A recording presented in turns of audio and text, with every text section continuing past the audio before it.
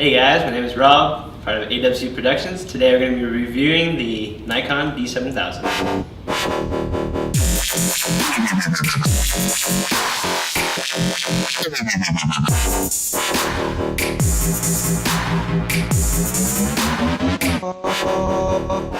Alright, so first I'm going to talk about the handling and the button layout of the camera.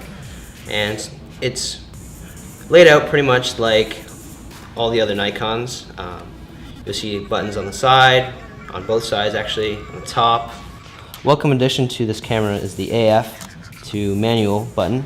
You can click down and then use one of the scroll wheels to scroll between autofocus points or types or switch to full manual with just this one switch here, which is really nice.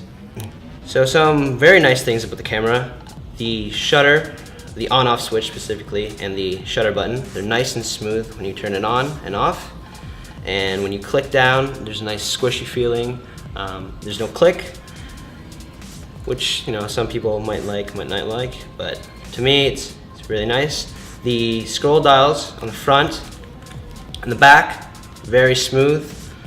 Previous cameras I've used, some are very clicky. This one specifically though, very smooth. One thing I don't like about the camera is the white balance and ISO button. They're on the left side of the camera, which means every time I have to pull the camera from my eye and then I have to click down to adjust white balance and ISO. Welcome addition though from previous models is the live view button. Just a flick of the switch, trigger, you go into live view, which is really good because later on I'll be talking about the video and there's some issues with video, but with this little button here, it's really easy to switch in and out. Although the AF button here, I feel it's a little too close. I oftentimes bump my glasses or my eye when I'm trying to press down to lock exposure. I wish they moved it slightly over, but it's alright, I don't use it too often. Some issues though that I've noticed with the SD compartment, sometimes when I knock into it by accident, it pops open. Fairly easy to open, which is good I suppose when you need to access your SD card slot quickly, but sometimes I bump into it by accident and it opens up and then your SD card might pop out. Lots of menu items that you can scroll through. However, the Nikon system doesn't recognize that the blacked out items are non-usable, which means you gotta scroll through every single one to get to the menu or the setting that you want to switch, which takes a lot of time and time is precious. So apart from that, the multitude of settings that you can go through, which is really good because the camera is super flexible in that sense. There's a second menu that you can go through. If you click twice on the info button, there's some quick menu items that you can go through to adjust, such as movie quality or ISO, etc. This is welcome change in the sense that you don't have to go through the long process of finding the exact setting that you need to change and then clicking down and adjusting it. It's just a quick double tap on the info and then going through, which is really nice about this camera. So, I'm going to talk about the performance of the Nikon D7000. It's not bad. It's pretty good. It's got a new autofocus system, new metering system. It's got 39 autofocus points, although that doesn't really mean anything, it's just a number. Sometimes when I'm trying to focus on things and trying to take an image, the autofocus will pick points around the thing that I actually want to focus, which is slightly annoying and it doesn't really make any sense. Because of the slight inaccuracies sometimes of the autofocus system, I've opted to switch to single and then manually selecting, or sometimes just using center point, half pressing to focus and then recomposing.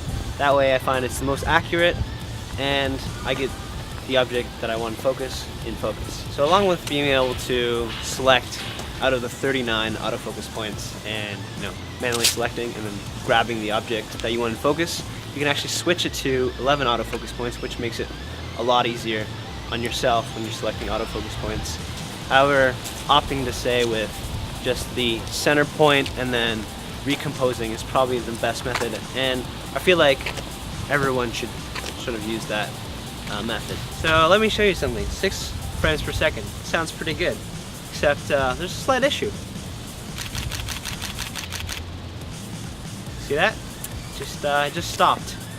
So it lets you shoot about 11 frames before the buffer fills up, camera stops, and it has to buffer all those images. Now, I don't know what Nikon was thinking there, but I feel like either they should have just lowered the amount of frames that could be shot per second and then increase the buffer size, or just increase the buffer size. Because if you want to shoot sports, I don't really recommend using this camera, just because you only can get 11 frames and then the action may still be going on and then you won't be able to get it. Also, if you're thinking about just shooting a slow burst or a burst of action and then stopping and then shooting again, that doesn't really work. ISO performance on this camera, fairly good. Nikon's pretty well known for their good low light performance, but I don't really want to talk too much about it.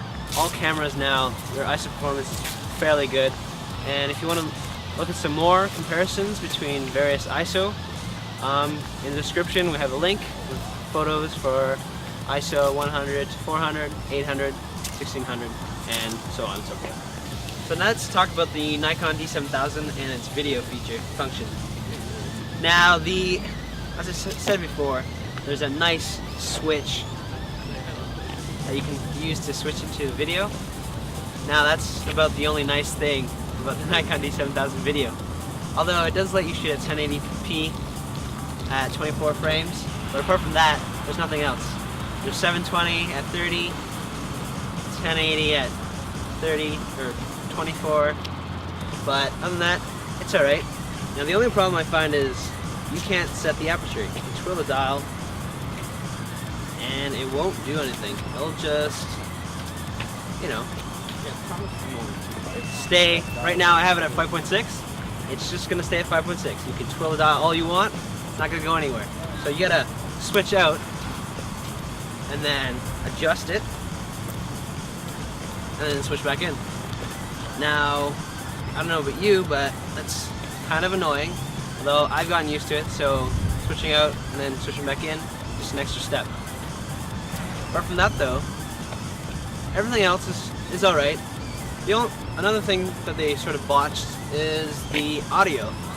They give you some ambiguous terms like low, medium, high, extra high, and auto. Doesn't mean anything to me, just low, medium, high, extra high. And I can't really tell what my audio is at.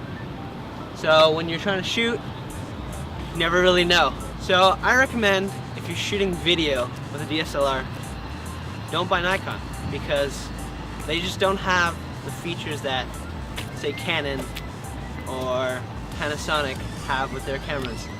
Canon specifically, they have, you can actually switch the aperture, which really helps. And then they have a live histogram. Nikon's, no live histogram, no aperture switching. So, well, you be the judge, but personally, buy Canon if you want to shoot video.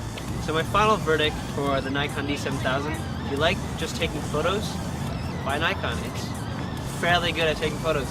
If you want to do video as well, I would probably go with Canon. Thanks for watching, guys.